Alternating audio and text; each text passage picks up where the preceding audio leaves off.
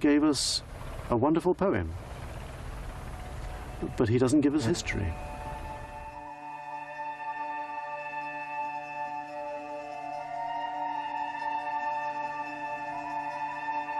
For the first time in history, it has now become possible to separate the truth from fiction.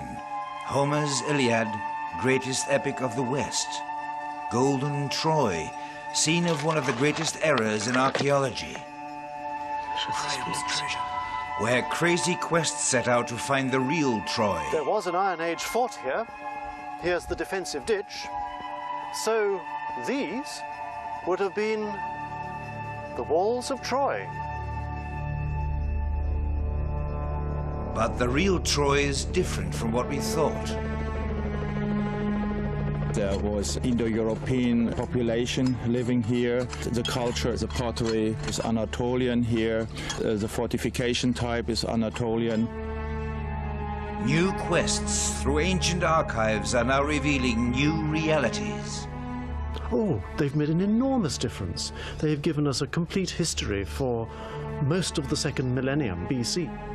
So many things happen at the same time, but we are getting this puzzle together. It's really exciting times there. Finds that rock the world of archaeology and new ideas about ancient icons. What this suggests is that when Troy was a great city, such things as huge animal-shaped vessels on wheels really did exist. They were known. And why shouldn't someone have devised the idea of using one to besiege a city?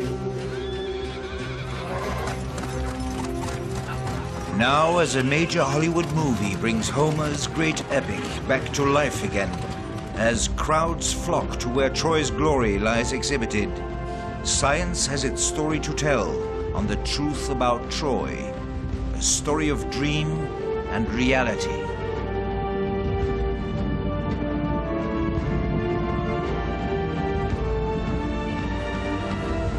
Ilion, the windswept, that's what Homer calls it, very aptly too.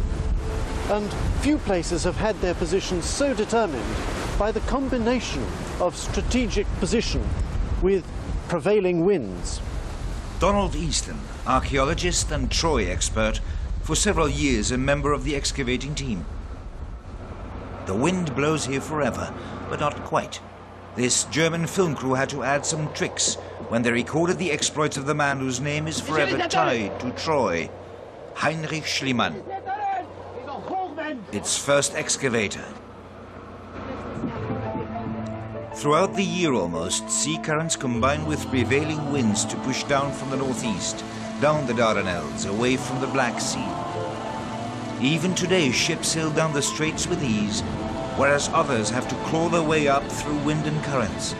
Trade in ancient times could not be here without Troy. Today, Troy lies at some 6 kilometers distance from the sea. But on this map you see that early Troy lay by the shore. Here was a big bay, which has now silted up, which was important for trade then. A natural harbour at the crossroads of trade routes between Asia and Europe, over land and, more importantly, by sea. Shipping then was many times cheaper than trade by land. So trade made Troy, though only this remains of its former greatness.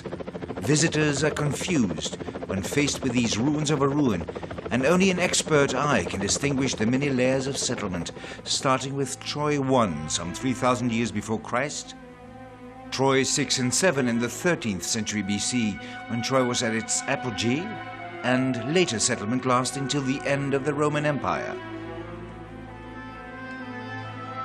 In this bewildering ruin of a ruin, the walls of Troy 6 and 7 stand out. The time around the 13th century BC, the walls which Homer may have had in mind when he composed his Iliad. They demonstrate both power and the need to defend it. Even today, the stone footings stand over 5 meters high, and a further 6 meters of mud brick walls may have stood on top of that, over 12 meters in all. People who could afford this were rich enough to worry about it. Was this then mighty Ilion the Greeks set out to conquer in Homer's Iliad? An epic of vengeful kings, noble heroes, battle and beauty of women, palaces and treasure, which starts off with a bad joke. At a marriage between Zeus's daughter Thetis and the mortal Peleus, and their son is going to be the hero Achilles, who is going to play a large role in the story, the goddess of discord, Eris, steps in and she throws into the crowd an apple, destined, she says, for whichever woman amongst you is the most beautiful. 3 goddesses contest, and Aphrodite, goddess of love, is chosen when she promises her judge, Prince Paris of Troy and handsomest of men, the hand of Helen, most beautiful of mortal women. Helen is already married, but doesn't mind being abducted to distant Troy by so handsome a warrior who loots all treasure he can put his hand on into the bargain. It incurs the wrath of the whole Achaean world, which sets out to revenge itself on Troy.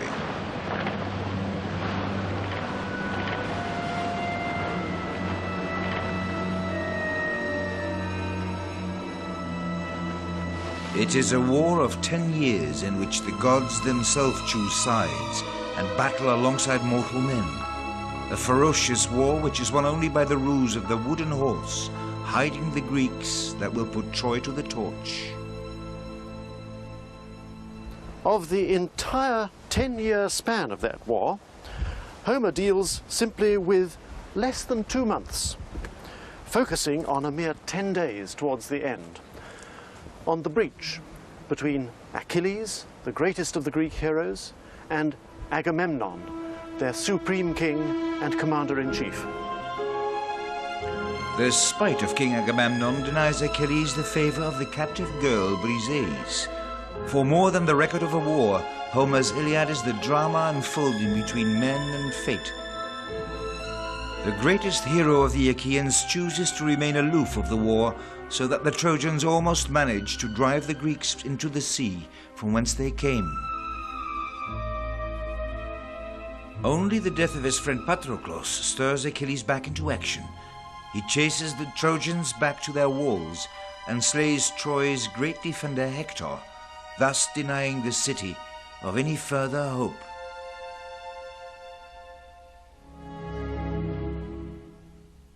Towering over everything is fate, all-powerful, unfathomable. And the story is one which still speaks to us today, touching as it does on everything that's essential in life, on all that matters between gods and men, then as now. Homer's Iliad laid down ideals and ideology for ancient Greece, the framework how it saw gods and men. It's hard to imagine the impact the story would have through the ages and all over the world.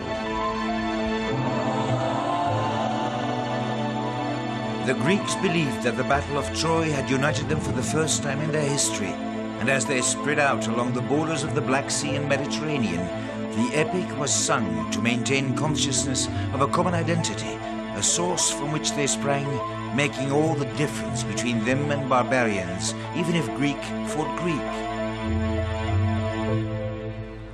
Troy came to be seen as a focal point, where East clashed with West, where Greek civilization ran up against the barbarians of Asia.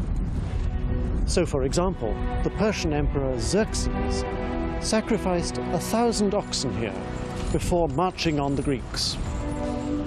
And Alexander the Great, who slept with a copy of Homer under his pillow, when he set out to conquer the Persians, came to Troy and sacrificed at the tomb of Achilles, possibly this tumulus here. To Greeks and Romans before Christianity, Troy was a holy city, drawing multitudes of pilgrims, a city comparable to Mecca, Jerusalem or Rome today. The Romans believed they descended from the Trojans. Julius Caesar and his family of Julii claimed descent from the goddess Aphrodite and the hero Aeneas, who after all had led the flight from Troy, carrying his father on his back, and by the hand his son Ascanius or Iulus, hence the family of Julii and Julius Caesar. Temples on Rome's Forum held the holy keepsakes Aeneas had carried from Troy and brought to Italy. They were the guarantee that Rome would last forever. And among them was the famous Palladium, the statue of the goddess Athena, which had been dragged from Troy. A replica of that ancient holy symbol still stands central in Rome today. One of the reasons Caesar's opponents murdered him was their suspicion that he intended to replace Rome with Troy as the capital of the empire. His successors rebuilt much of the city, and 3 centuries later the Emperor Constantine almost carried out the plan. The supreme sovereign, the Emperor Constantine, and the Empress Helena! At the Council of Nicaea nearby, Constantine, the first Roman emperor to embrace Christianity, was putting the church in order, laying the basis of the creed today. While he was here, he looked extensively at Troy, because this is where he intended to build a new capital of the Roman Empire. And apparently he started laying out building plans, he decided where walls should go, and even began building towers. But eventually he chose Byzantium, today's Istanbul, also at the entrance to the Black Sea, and much more defensible. And it would have been pretty awkward, having the most sacred pagan site as the capital of the new Christian empire. The Crusader Knights of the Middle Ages saw themselves also as avengers of the Greeks, chasing heathen Muslims from Troy. When later Turkish Sultan Mehmet conquered Constantinople, he visited the ruins and in his turn declared the Trojans avenged. With the Renaissance, Troy became the fashion, and the apple of discord, the choice of Paris, a favorite means for a peek at chic. Troy became the common cradle for Europe's kings and knighthood. Anyone who was anyone traced his ancestry back to Troy. And books such as this History of the World constructed intricate lineages, going back to Hector, to Agamemnon, to Helen, to Paris. And to biblical figures too. Adam, Eve, Solomon, David. And bringing in everyone from Charlemagne down to minor nobility. All intertwined, all related to the Trojan heroes. So in battle, knights would mercilessly kill a commoner, but spare each other after some bashing about. They were brothers in Troy, sort of family after all. People of all languages claimed an origin in Troy. Normans, Burgundians, even Icelanders. The Franks found an ancestor in Franco, a grandson of the Trojan king Priam. And this chap, Turcus, gave the Turks and their sultan an opportunity to find a Trojan ancestor too. Troy was everywhere. For example, here at this place on the Rhine, originally founded by the Emperor Trajan as Colonia Traiana. Its medieval inhabitants were thrilled to discover in the name a reference to Troy, so they called it Litzele Troia, Little Troy, or Xanten, after the Trojan river Scamander. And when the neighbouring Duke John of Cleves gained control of Xanten, he had coins minted which proudly proclaimed him Troianorum Rex, King of the Trojans. Cities everywhere claimed they had been founded by the heroes from Troy or their Achaean foes. Toulouse, Barcelona, Bonn, Bern, Cologne, Paris. London, of course, was the work of a great uncle of Aeneas. And I give the sign of the cross. Lisbon had been founded by Odysseus. Well, all of that nonsense is the reason why, with the Age of Enlightenment and the rise of science, sharp criticism came to be directed against Homer, asking, could there be any historical truth in his story at all? By the 19th century, the Iliad had shrunk to the status of a mere fable. Homer had turned into a school book for teaching Greek to scions of the higher classes. Even the place where Troy had been was now forgotten. Troy was just a figment of the mind, Homer's mind. Until 1868, when a very remarkable man walked onto the scene, Heinrich Schliemann. This year I will solve the Trojan riddle once and for all, gentlemen.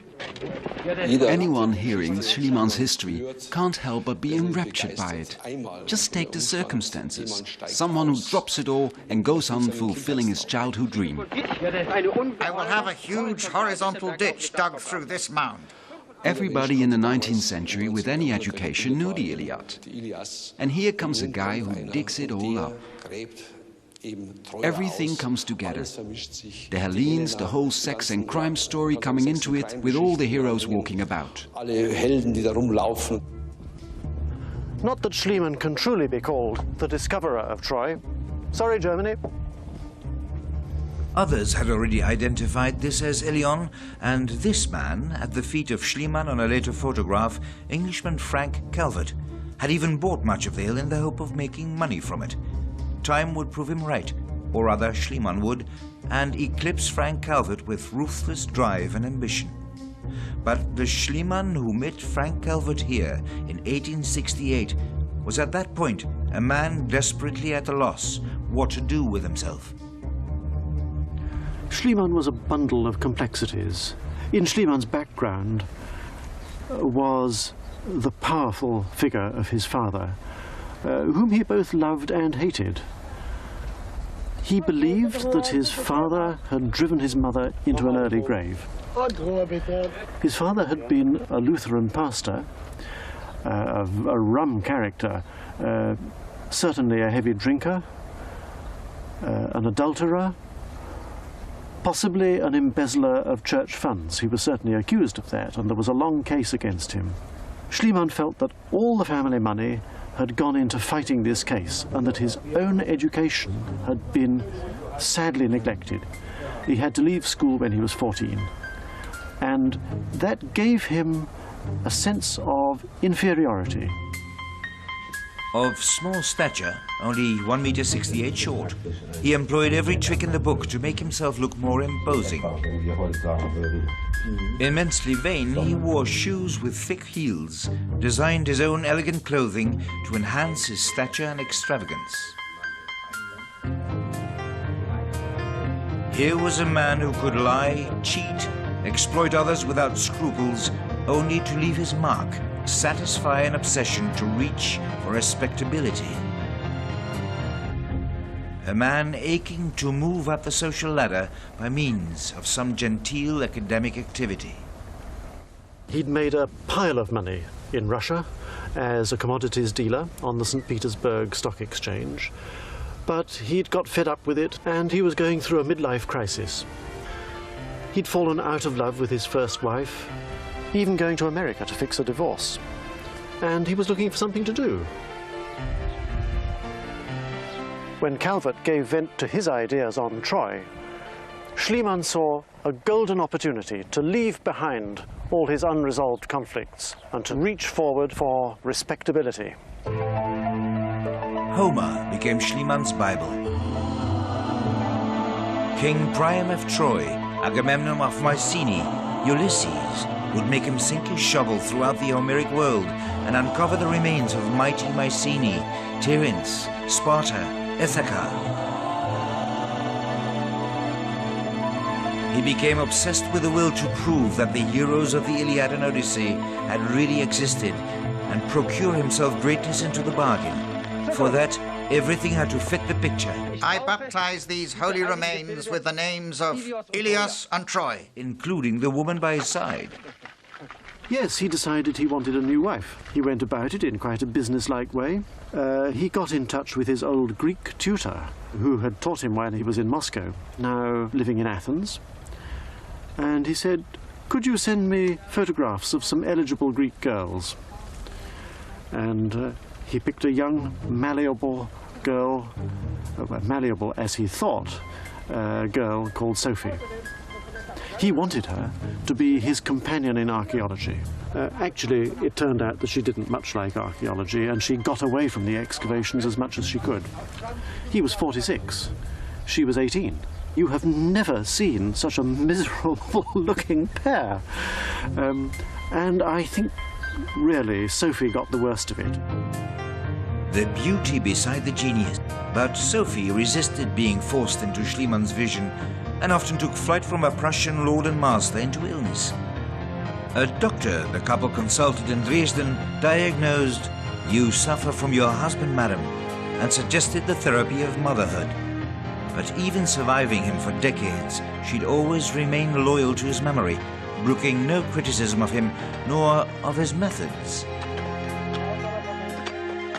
His methods were extremely crude. I mean, he was using crowbars and winches and battering rams, a thought which causes absolute horror in an archaeologist today. But his actions, though crude, were rational. He thought about strategy, and he was clever enough to accept good advice, which he sought out more and more as time went on. And he thought like an archaeologist, and that is a great strength. He could understand the jigsaw puzzle. Gradually he learned to work with more method, and did so on a scale that it turned him into one of the fathers of archaeology in spite of his mistakes, his greatest victory one of them. These thick layers of orange, grey and black are the result of a huge fire which laid Troy in ruins. No wonder Schliemann, when he found it, thought that he'd got the Troy of Homer, Priam, Achilles and the heroes. It was to be one of those moments in archaeology one never forgets. Schliemann's greatest find, his greatest error.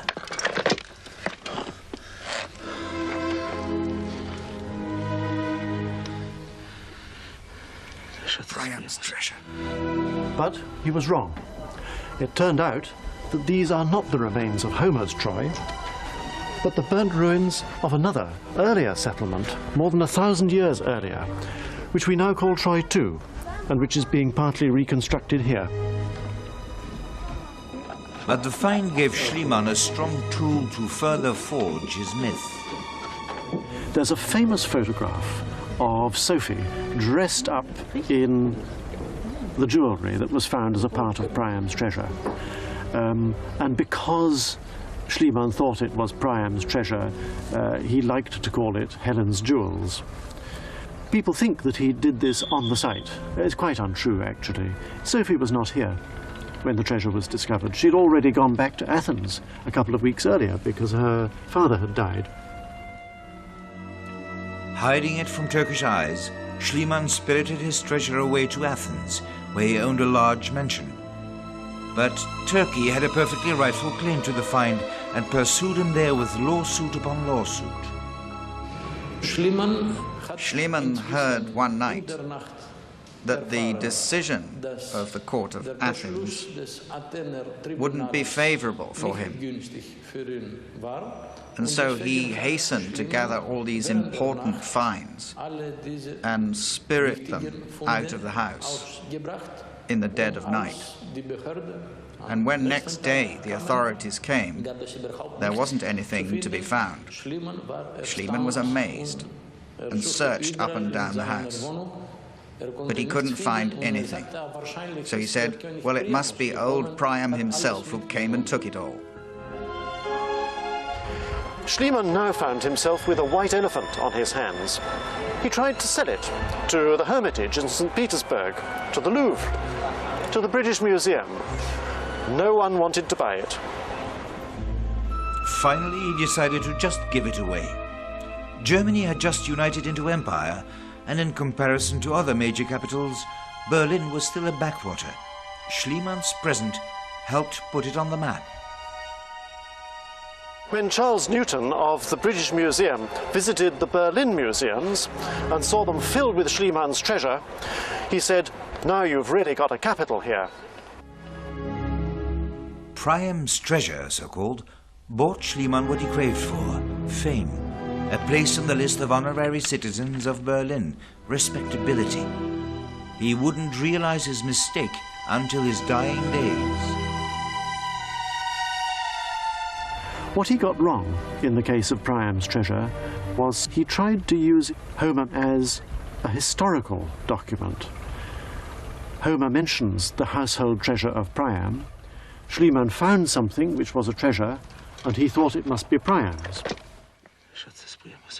But he was forgetting that Priam is primarily a legendary figure. Nobody has proved that there was such a person as Priam. Certainly not Homer. Homer didn't prove it. Homer gave us a wonderful poem. But he doesn't give us history. If Homer doesn't give us history, what is true about his story? What is true about Troy? Throughout the 20th century, scholars have become aware that we can't even be sure that Troy is indeed this Troy, the Troy where Schliemann thought it was. That increasing doubt also gave room for new conjectures fanning the fantasy, from some curious features which might suggest a canal or harbour works. German archaeologist Zenger began to see not Troy here, but encircled by wondrous waterworks, mighty Atlantis of myth, and, as Plato described, destroyed by cataclysm.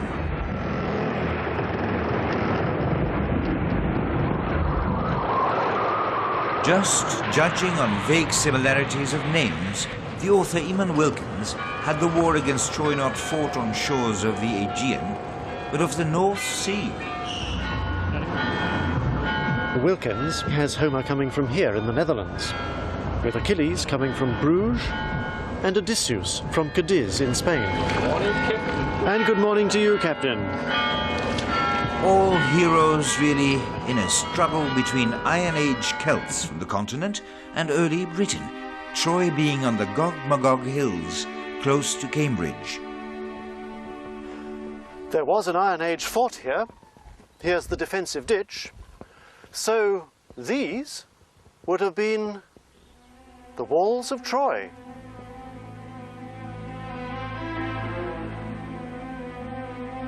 So is this then truly where Homer set the scene for his Iliad?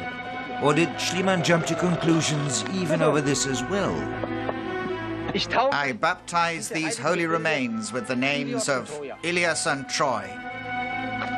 Schliemann's successor here was Dörpfeld, later Blegen.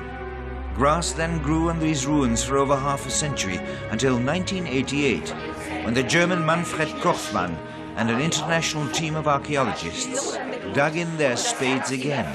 A difference. Dörpfeld and Blegen were classical archaeologists who dug holding Homer in their hands.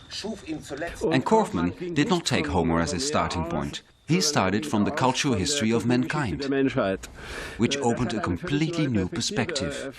He simply was not out to verify Homer. Eigentlich nicht Homer verifizieren. An essential difference. Korfmann applied cool, new methods to piece this puzzle back together. That's archaeology. Knowing what's what, understand it, register it, and sort it. And results came. On the fields under the citadel, geomagnetic measuring brought out traces of a lower city, at one time sprawling below the citadel. Excavation brought further proof that these fields had once housed a city center of considerable dimensions. In a house. So all that comes to figures of 7,000 to 10,000 people, which could squeeze together in a case of war behind the walls of Troy. Starting as a modest citadel housing hundreds, Korfmann began to see the contours of a city 10 times bigger, housing thousands at the time Homer seems to refer to, a considerable power for the time. But he met backbiting from colleagues back home, some calling Korfmann a fantasist, the von Däniken of archaeology, a scathing epitaph. Of course we can discuss everything calmly, sensibly. But how it's phrased is not without importance either. When virtually the whole community of archaeologists, home and abroad, sided with Korfmann, his opponents bit dust. Well, I may have been a bit rash in stating it. That's why I already publicly withdrew it 3 times, also in a letter to the rector. And take it back now, again, if necessary. Kaufmann and the scholars working with him have since been making spectacular progress in getting the pieces of the puzzle together. A process with a modest start just a few years ago. Researchers since 200 years look to this place only from one geographical angle, from Greece. Könnten Sie mir mal das Siegel von Donald zeigen? This is a piece of writing oriented towards Asia Minor, means Anatolia, found in 1995 by Donald Easton. This seal is a piece of a mosaic, so by good chance we have here the seal of a woman and a man, a scribe.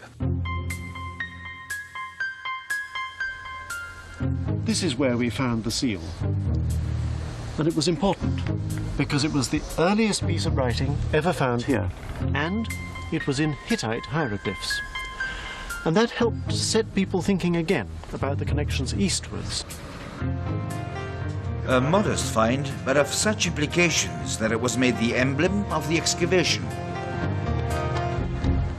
A seal cannot be the argument, but it fits into cremation rituals, that means into religious understandings. There was Indo-European population living here in language. The culture, the pottery is Anatolian here. The fortification type is Anatolian.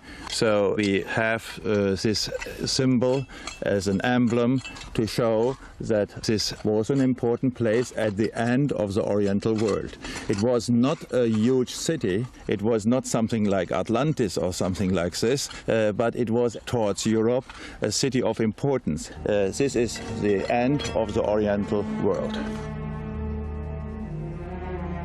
But that is not how Homer describes it. Troy he sees as the end of the Western world, his own world. That's how he learnt it. And he has his heroes and actors, Trojan or Achaean, speak Greek all alike. Well, he would, wouldn't he? What else would he know hundreds of years later? And anyway, he had to make himself understood, as in a novel or in a film. But to understand the real Troy, we should look not to the west and to the Greeks, but to the east, and to a high civilization that's now hardly remembered, the Hittites.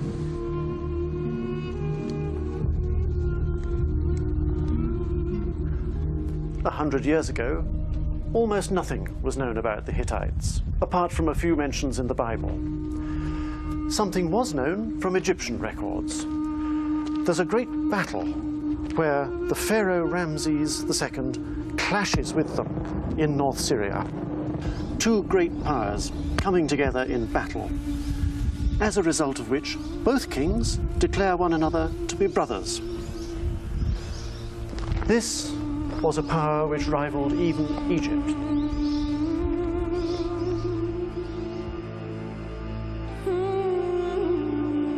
There was the core territory, which was in central Turkey. There was a very important regency in North Syria, and there were client kingdoms, notably in western Turkey. Hattushash, the capital, a site archaeology has barely begun to nibble at. Huge archives were found here which were often not fully understood. That is now changing. Masses of documents. These were the archives of the Hittite Empire.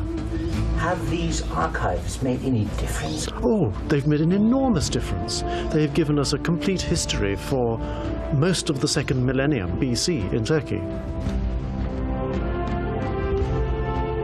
There are texts which mention this strange place Ahiawa, but it seems to get more important as time goes on, and the impression we get of it is that it lay overseas to the west, and that it was a power capable of attracting the kingdoms of western Anatolia into its orbit, and the Hittites saw it as a rival.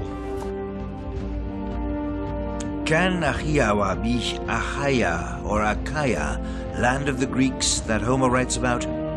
Pieces of a puzzle. The name Vilusa several times over. Vilusa, Wilios, as ancient Greeks said, or Ilios, as Homer calls Troy. And there is the name Tawissa or Truissa, perhaps that's how it was pronounced, which sounds pretty much like Troas, Troia. Pieces of a puzzle. In the Hittite capital Hattusha, a man-built cave covered with inscriptions. Significant, these? Enormously important, enormously important. Why? One of the really big problems in Hittite history is that from the texts we've known so many place names, but we haven't known where they were on the map. And one of them, Vilusa? That includes Wilusa and Tawissa. We didn't know where to put them. And this inscription actually helps us to pin down what was where. And this has contributed to our now being able to say that Wilusa and Tawissa were in northwestern Anatolia and probably were Troy.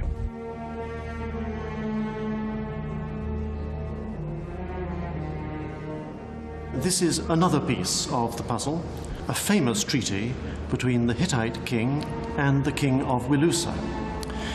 And it mentions, as a king of Wilusa, Alexandros, a name which is very much like the Greek Alexandros, the alternative name for Paris, who was the son of King Priam, the one who started it all with Helen of Troy. So this tablet brings together Hittite history, archaeology, and Homer. And the other interesting feature of this document is that it mentions the sacred underground watercourse of Wilusa as one of the divine witnesses to the treaty, and that is what we think has been found at Troy. There can be no doubt.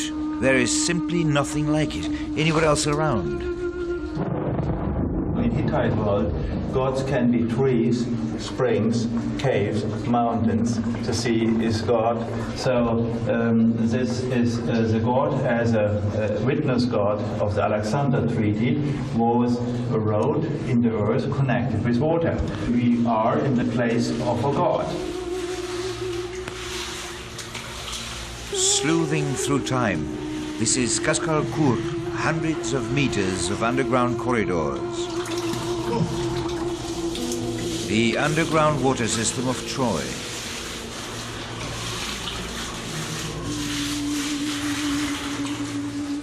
What an achievement, all this system of caves behind us. Oh, this is quite a complex. And it wasn't just the work of villagers, that's for sure. That is fantastic. And Bronze Age, all of it. Probably early Bronze Age at that. 2,500 maybe, BC. That's terrific. Sleuthing through time and getting closer to the time Homer refers to. The stele must be of the same time as the tower behind it. They were built in the 13th century. It is a later one addition to this fortification. So this means that in the 13th century there were some stress or some special situations which provoked such work. Is it inspired by this Treaty of Alexandru of that same 13th century? In it, Wilusa and the Hittite Empire ally themselves to ward off danger from abroad. And where we excavate, we find storages. There are large vessels everywhere, which shows this. Signs of pressure mounting? Yes, this is what we feel. The ditch is enlarged to the south. The fortification system is enlarged, obviously, because there was not enough space. People are squeezing together in the lower city. They come even into the fortification to use the space available. Getting closer. press conference. Frank Starke is the scholar who puzzled out where Wilusa lay. He's come up with another find, a sensation. A letter had already been known of the Hittite king to the High King of Achiawa, Homer's Achaeans, asking him to stop harassing Hittite lands, a message from east to west. In another clay tablet, Starke has now recognized an answer, a message from the Greek side. A letter from west to east, and we can now conclude that its sender was the king of Achiawa. In the letter, which Mr. Starke now has re-edited, the focus is on the islands before Wilusa, before this land here. And the king of Achiawa writes to the king of Hattusa, "You, my brother, claim they are yours, but I can prove they are mine." It all comes together in the 13th century, when it obviously came to heavy tension. And there also was a conflict, which we are aware of somewhat longer already, around Milawanda, around Milete. Another conflict. In Milete, the earliest Greeks had settled for hundreds of years, with good reason, for the trade route through the Meander River Valley to the heart of Anatolia made Milete the gateway to the riches of the east, until the Hittites conquered it when the kingdoms there allied with Hattusas. We are digging now for 9 years in the Bronze Age levels of Miletus, which is named Milawanda in the Hittite text. Milawanda was lost, was taken over by the Hittites. Now that loss, if the earliest Greeks had been there for centuries, yes, yes, was a painful loss. It was a painful loss, and this painful loss is painful because actually this area where Milawanda is situated, the area around Izmir, Smyrna, is the entrance to Anatolia. So maybe the Achaeans were looking for other spheres, and it is clear that here is an entrance gate to the Black Sea region, to Southeast Europe. So one can imagine a scenario of a Greek expedition against Troy after the fall of Milawanda to fill this gap. And the letter may hold another surprise. In it, Starke finds the king of the Greek Achaeans calling himself an heir of Cadmos, a name well known. In Hittite, Cadmo, and the name Cadmos is inseparable from the city of Thebes. And that now has consequences. Also for the history of Greece. For the history of Greece, very large consequences, but also for Homer. What it means is that in this period, which historians call the Mycenaean period, that capital of Achiawa was at this point not this Mycenae, and his high king maybe not Homer's Agamemnon. High kings could also come from Thebes. And an odd thing in Homer falls into place. When he has the Greek ships not gather at Mycenae, but to the north, in Aulis, harbour of Thebes. At that time, Thebes was the capital, so that the ships had to gather in the harbour of Thebes.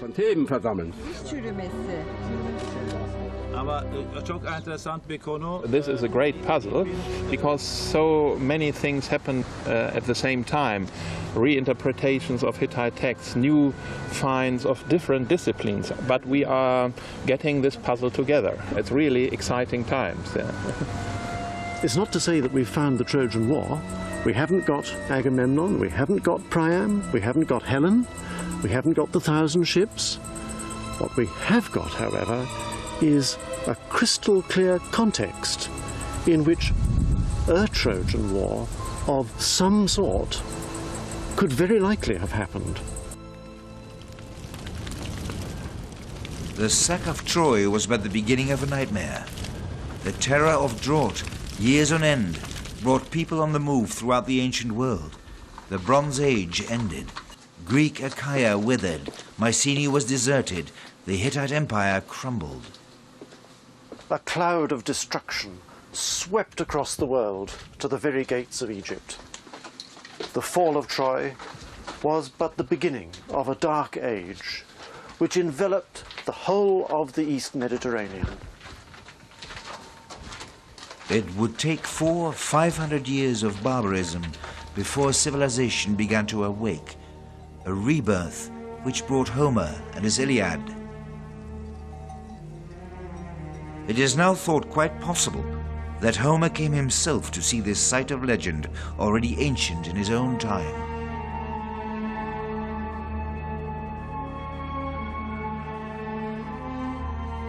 You could envisage people coming over there, enemies, going over the plain, and here the fortification wall is very, very near. So near that, for example, Helena could explain by viewing to the attackers who is who.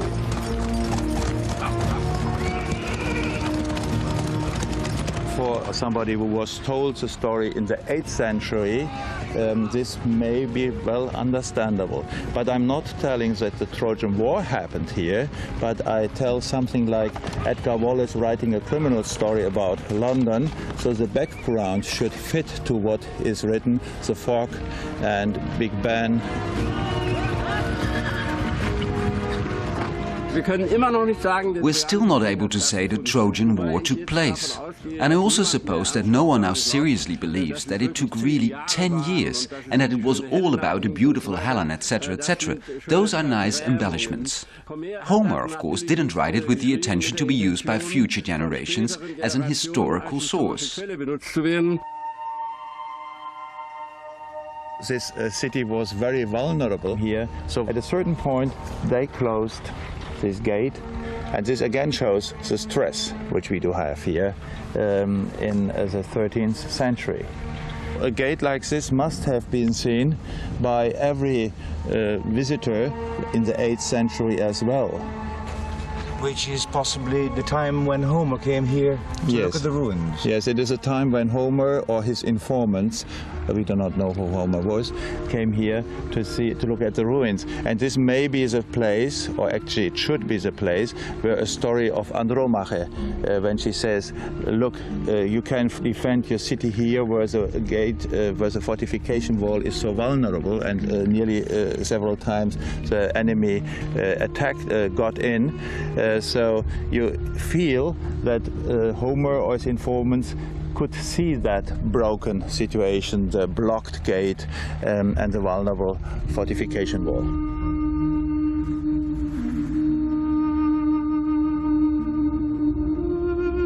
And near the plain we have a spring with stone basins. So visitors, Homer or his informants, could refer to such a spring when they say when Hector was slain, he was killed near the springs. Or that the Trojan women are not washing their washings anymore here because the enemy is in the country.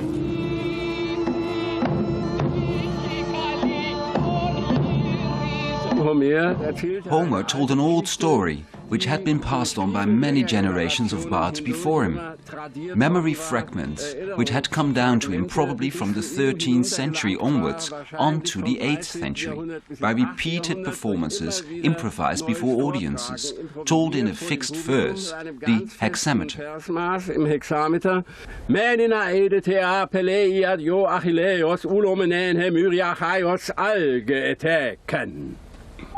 And that's how it goes on, hexameter upon hexameter? On and on. 15,693 hexameters for the Ilias. The singing, pounding rhythm of words, rhyme and song as supports for memory, to make the myth survive the centuries. An example is how India today preserves its great epic, the Mahabharata, sung by priests and bards in rhyme and rhythm.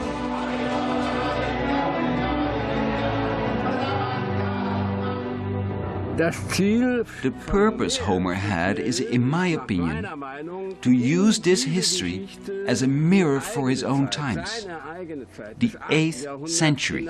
And what is the problem of that 8th century?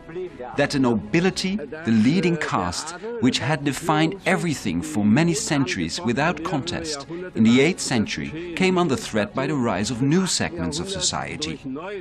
Merchants, sailors, handworksmen,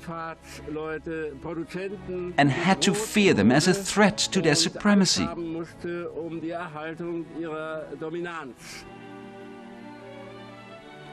Homer tells us with his Iliad, against the background of the ancient story of Troy, if you want to survive as nobility, you cannot quarrel amongst one another, you must be one. The quarrel between Agamemnon and Achilles, which is made up later on, is very wrong. That, in my opinion, is the hidden message of the Iliad.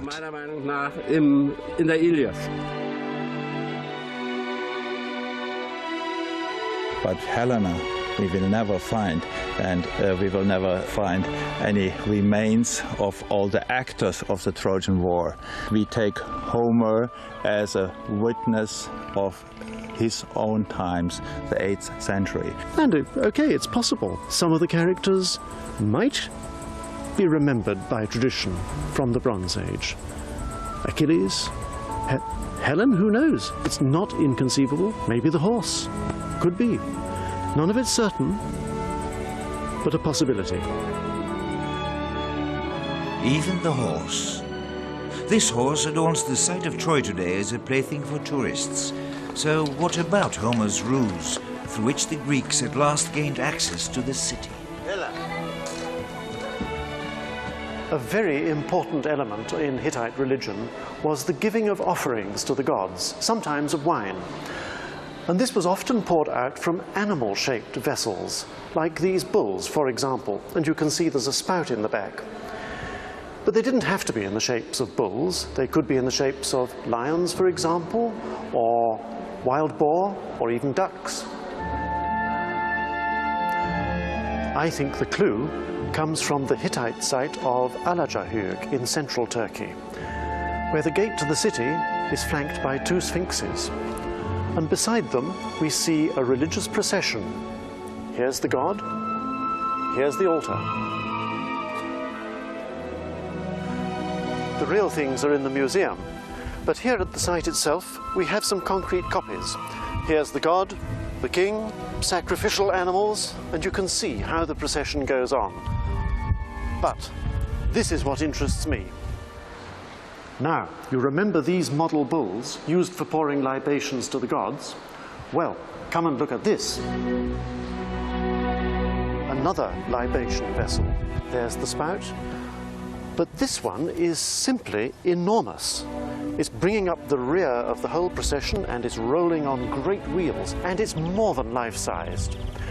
And to me, what this suggests is that when Troy was a great city, such things as huge animal-shaped vessels on wheels really did exist. They were known.